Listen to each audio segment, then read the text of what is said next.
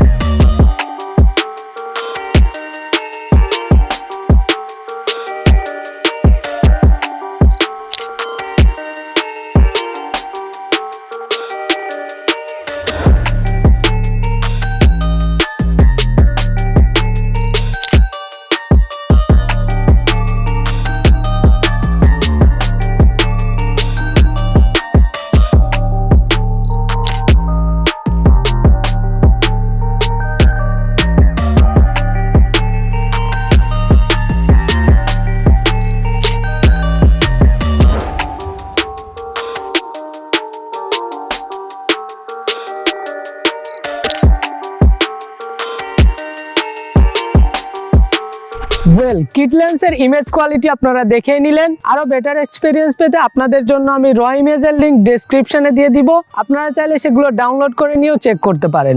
এবার আমরা ভিলট্রক্সের এই মাউন্টটা দিয়ে 50mm এর কিছু শর্টস নিব।